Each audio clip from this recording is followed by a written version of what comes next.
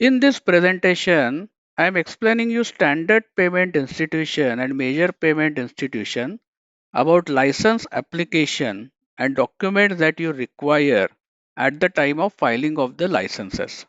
So this is a part of Payment Services Act, which was introduced in 2020. My name is Vaibhav Doshi and I'm director founder of Singapore Compliance Regulatory Team. So let's begin. And as I mentioned, this is the second presentation in the series of these three presentation. So in the first part, I have explained about PS Act licenses, basics of those. In this presentation, I'm explaining you application procedure and documentation. And in the last presentation, I will explain you about practical considerations and some of the frequently asked questions. So here we will discuss about the application, documents required, efforts involved, and the risk-based approach that you need to take considering the risk your organization is exposed to. So let's move ahead. So the first point is about the application. The application is to be filed using Form 1. So actually you have to file it using your corpus. So we don't file it in a paper form, but it is done electronically. This form is fairly long, around 25 pages. And this is not a form which you can fill up or collect the details in a day or two. It requires significant preparation. The first set of requirements is around details of directors, compliance officers, beneficial ownership, and track record of the parent company, if any. Then there will be many policy documents that you will need to prepare, and some of those needs to be submitted at the time of filing, and some needs to be kept ready. And the last part will be about technical diagrams, flow of transaction, and other relevant technical details if your company has a platform which is exposed to the internet. Now, majority of the companies coming under Payment Services Act normally tend to have some kind of platform where a user can register their account, transfer some money, and make the payment.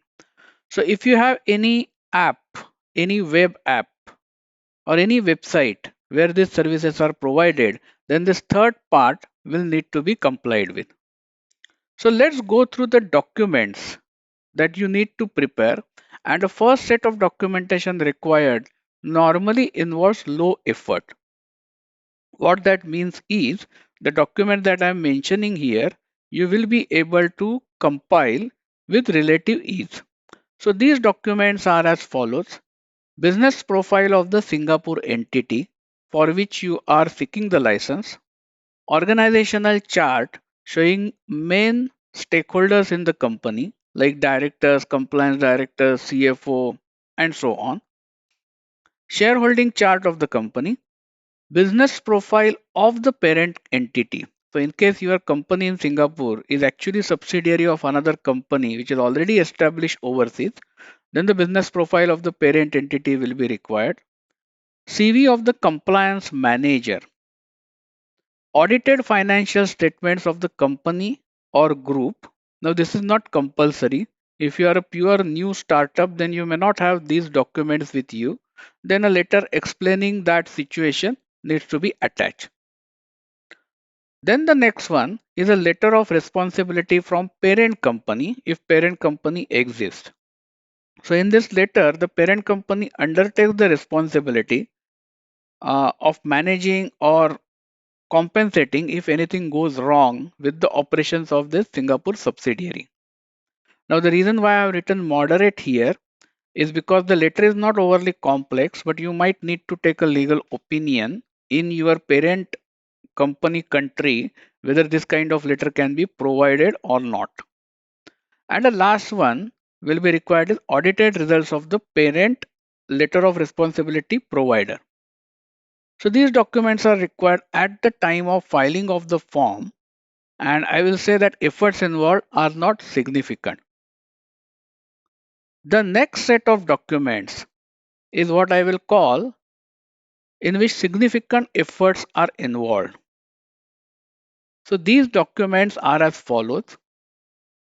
You will need to present the business plan that illustrates its compliance with the Payment Services Act. and as well as any other relevant legislation, including interoperability.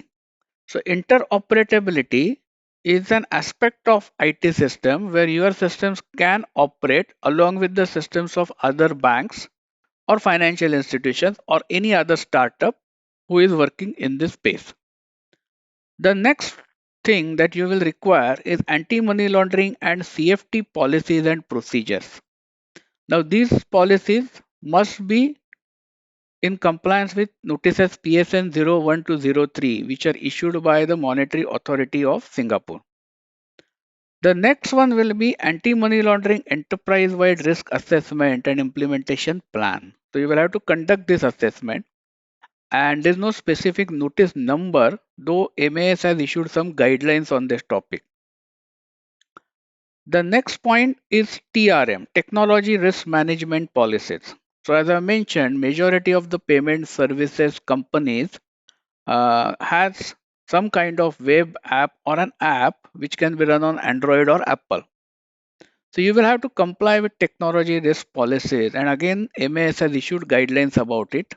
So this is about safe maintenance of your application, because if your application is hacked or it is attacked, or if there is a DDoS attack or any problem come with that, it can ruin the experience of people who are using that app.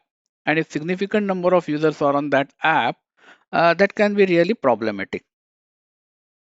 The next one is your threshold monitoring measures policy. So if you are subject to threshold, for example, you might be having standard payment institution license.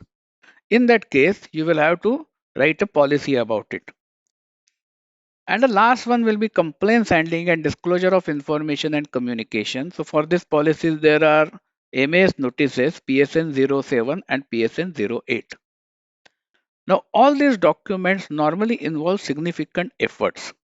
Out of these documents, first three, business plan, anti-money laundering, policy, and AML enterprise-wide risk assessment needs to be submitted at the time of filing of application, and other policies you need to keep it ready for subsequent use.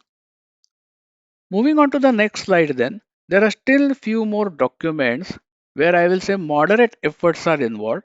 So it entirely depends upon your specific situation. And the first one of them is a transaction and process flow diagrams. So these diagrams will have to be provided to the MAS monetary authority at the time of filing of application. Safeguarding arrangement policy will have to be prepared. Beneficial ownership details will be required. Then the group structure of all international companies, if it is available, then that needs to be provided. A conflict of interest policy will need to be prepared, and a cyber hygiene policy also needs to be prepared.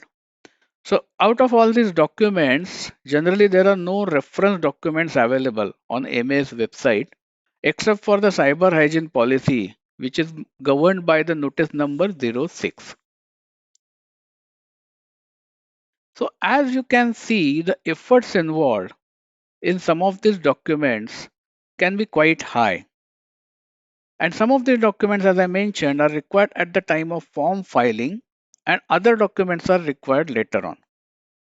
So, depending upon your business model, I mean, whether you are a simple e wallet provider or whether you are a complete new payment processing company, a senior person's effort of at least 1 to 2 months or even more will be involved. So, if you are a full blown payment processing company and you are looking for all the 5 or 6 activities, and you are going to provide business accounts, then it might involve 2 to 3 months of work for writing all these policies and customizing it for your scenario. And obviously, that cost you will have to factor in into your calculation. So, now coming to the timeline, what happens is the preparation work here itself requires 1 to 2 months. If you are a simple company, it will be slightly lower, it will be around 1 month or even maybe 3 weeks. But for a major operations, you plan for around 1 to 2 months of time preparation in preparing the documents which are required to be filed along with the application itself. Other documents you can continue working on later on. That's not a problem.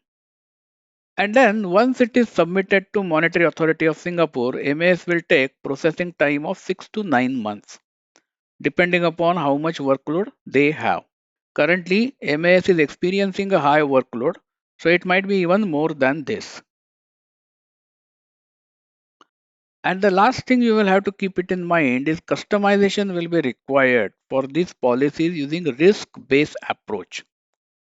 So I have given an example in my previous presentation.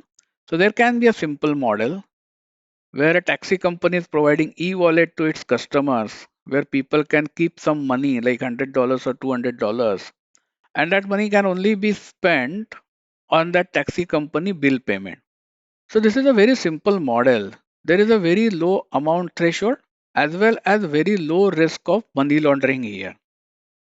Compared to that, take another model which is a full blown model where a payment service provider is providing business account, and obviously because it is providing business account, it has a high risk of money laundering, and therefore it needs to take care of that.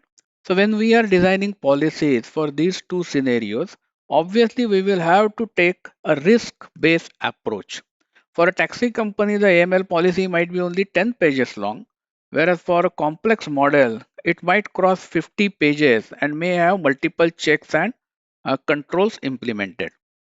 So this is basically the summary of what documentation is required. In case you need any help, you can get in touch with us. We can manage all this licensing process for you and your company. In the next presentation, I will present some practical aspects to be looked into and managed. Singapore Compliance is a leading financial regulatory consultancy service provider.